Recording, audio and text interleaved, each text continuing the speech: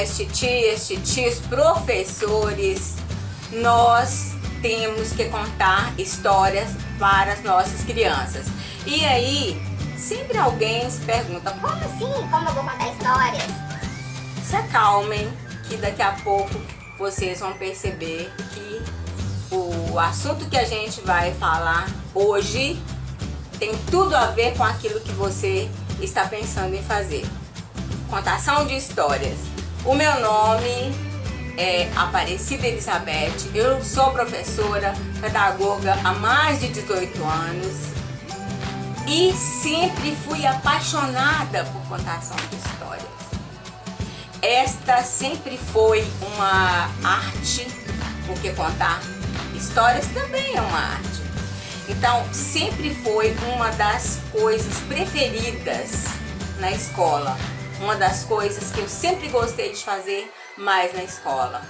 Tanto com as minhas turmas na regência, quanto nos pátios. Em qualquer lugar por onde eu vou, eu gosto de contar histórias. E é isso mesmo, primeiro é preciso se apaixonar pela contação de histórias. E com as dicas que eu vou passar para vocês, com certeza vocês irão entender todas as técnicas e de uma maneira bem fácil.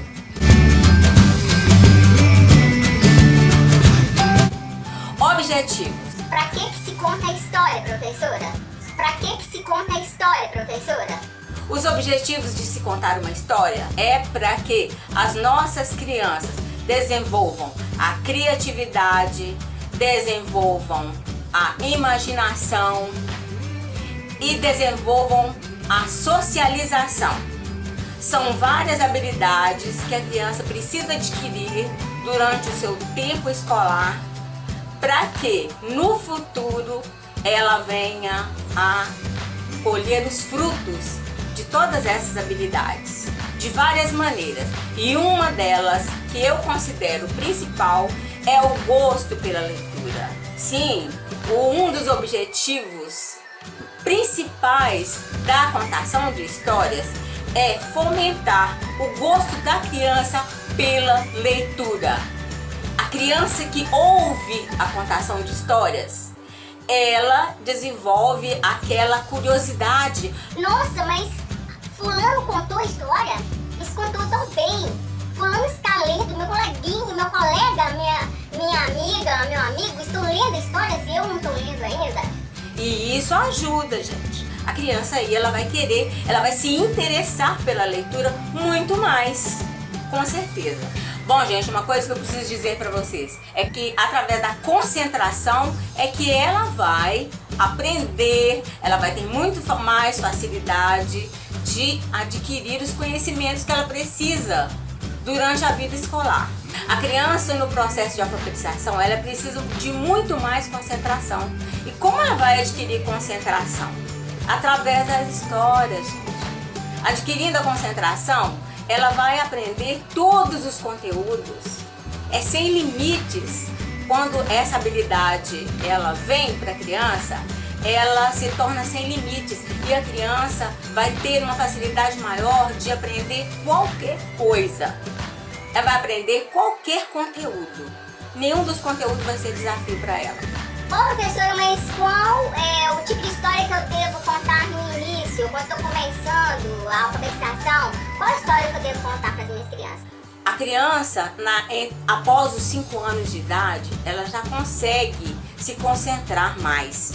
Ela conseguindo se concentrar mais, ela consequentemente ela vai se socializar mais e vai conseguir ficar sentadinha ouvindo uma história que você vai contar.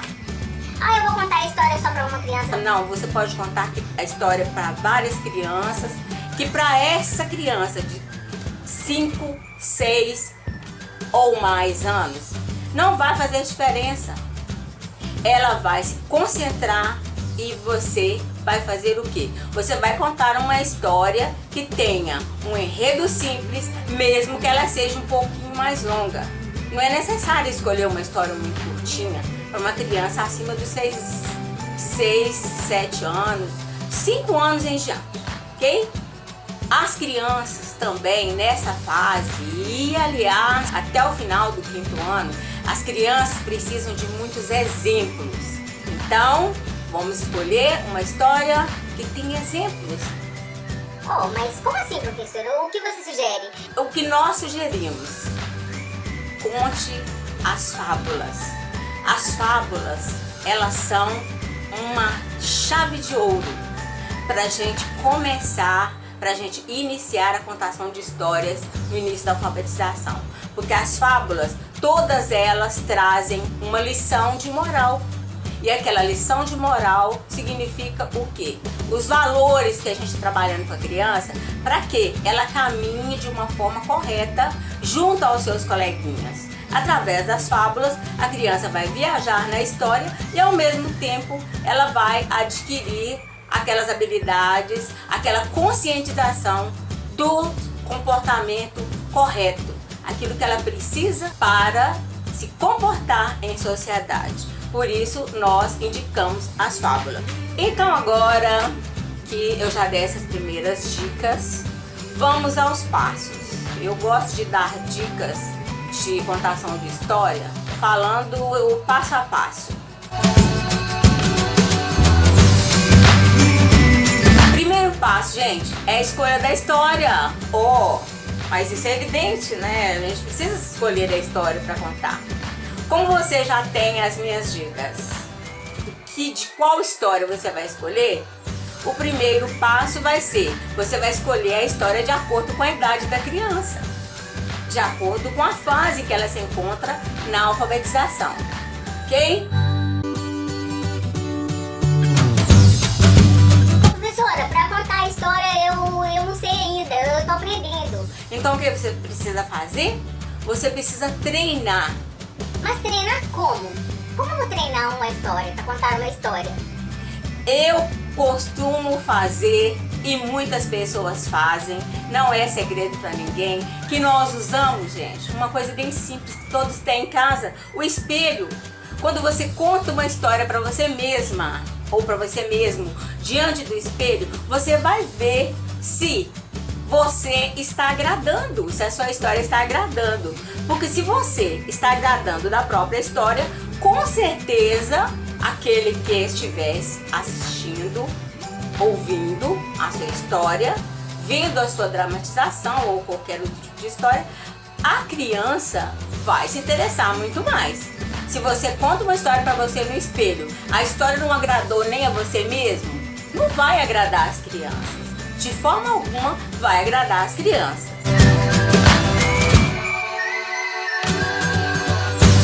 Pronto, gente. Escolhi a história, já treinei.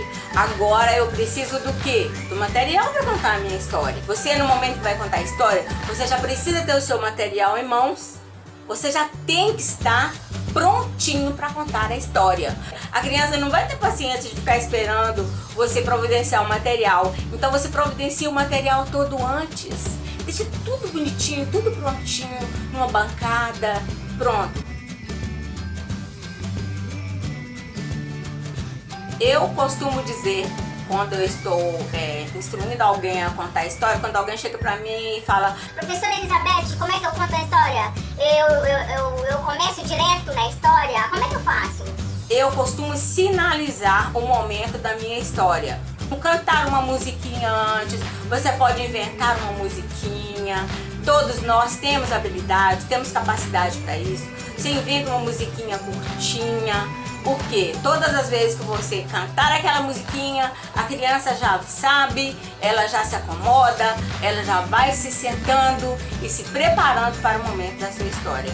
Você precisa chamar a atenção da criança para essa história. Você precisa que essa criança se interesse pela história. Então você não pode começar de qualquer maneira.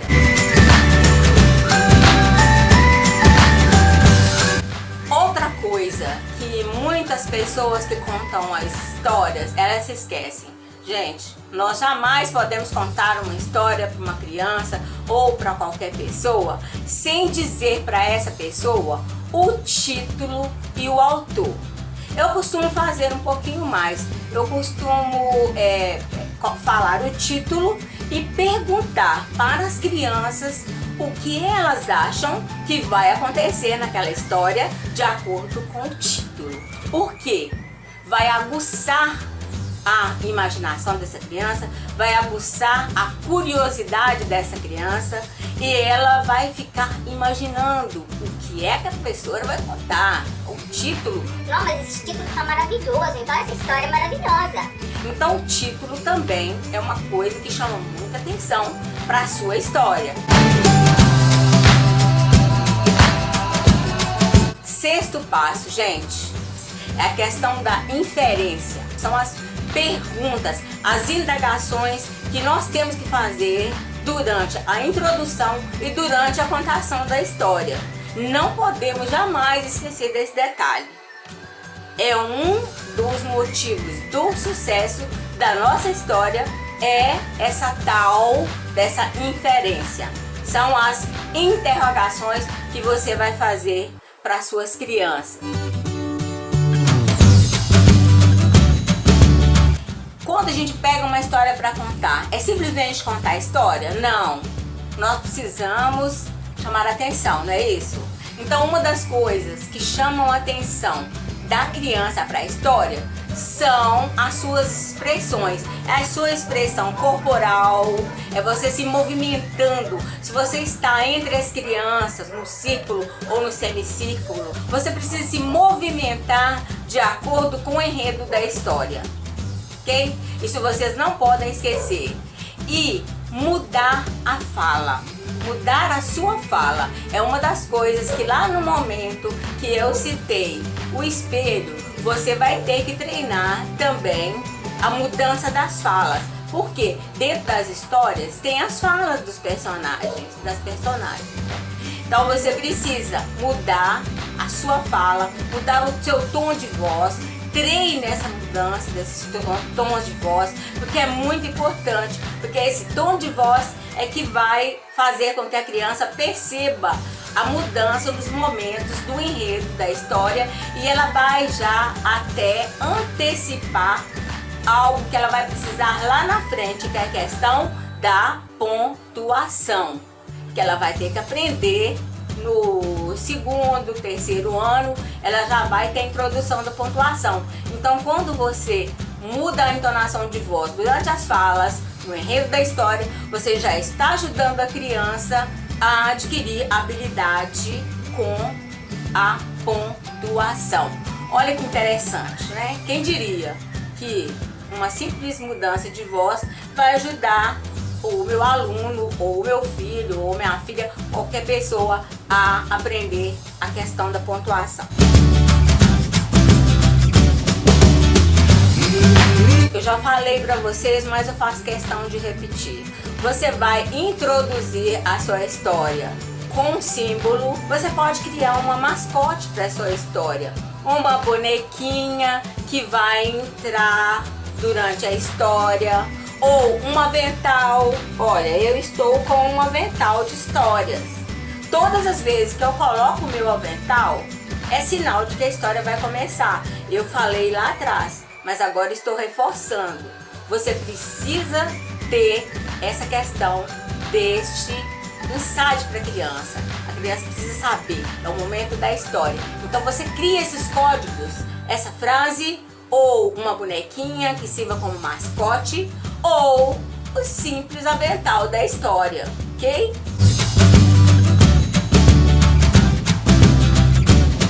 Nós, quando contamos a história, presencial ou não, nós devemos ter os mesmos cuidados. Então, tudo aquilo que eu acabei de dizer para vocês serve para a aula presencial numa sala ou a aula em casa. Você está com a sua turminha em casa, ou o professor que ainda está na teleaula, você siga todos esses passos e você faça aquilo que eu falei. Não se esqueça, não finalize a sua história de qualquer maneira. Eu costumo dizer que a gente não deve dizer para a criança: acabou a história. E agora, gente, a história acabou. Sim, tem pessoas que contam histórias.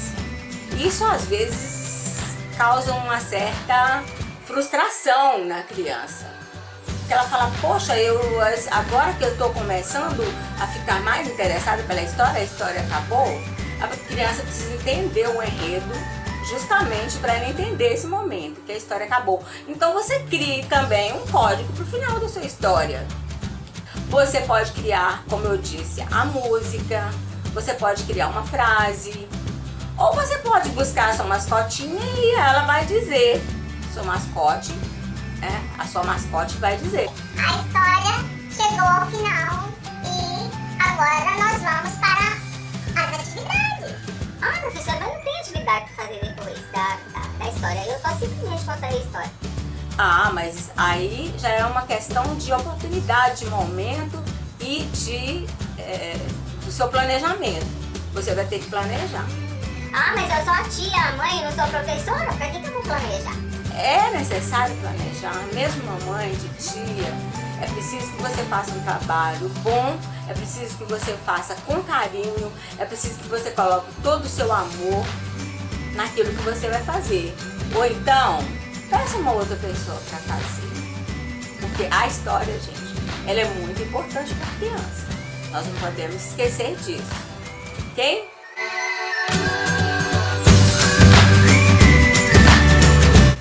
Quando você está trabalhando com várias crianças, você está contando história para várias crianças, evite fileiras.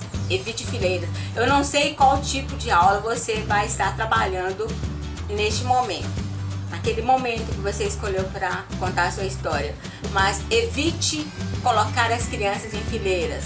Mas por que, professora? Porque quando você coloca as crianças em fileira e você tem que mostrar as figuras, porque você tem que mostrar as figuras para as crianças.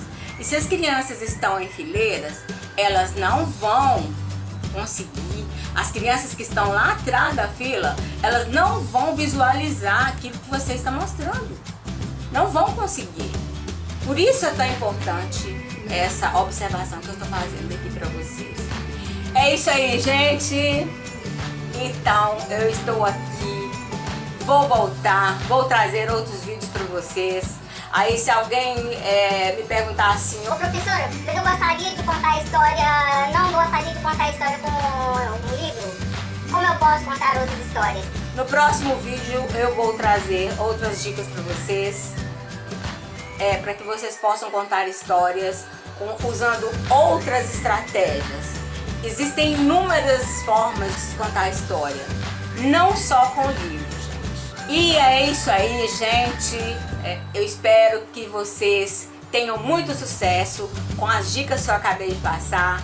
Treinem, sigam o passo a passo e façam muito sucesso com as histórias de vocês, independente do tipo de história. No próximo vídeo vou trazer outras estratégias para vocês. Então, não se esqueçam, temos mais um encontro marcado e vários outros sobre a contação de histórias. Muitas coisas ainda nós podemos aprender juntos. Eu daqui, vocês daí. É isso aí, gente. Espero vocês nos próximos vídeos. Tchau!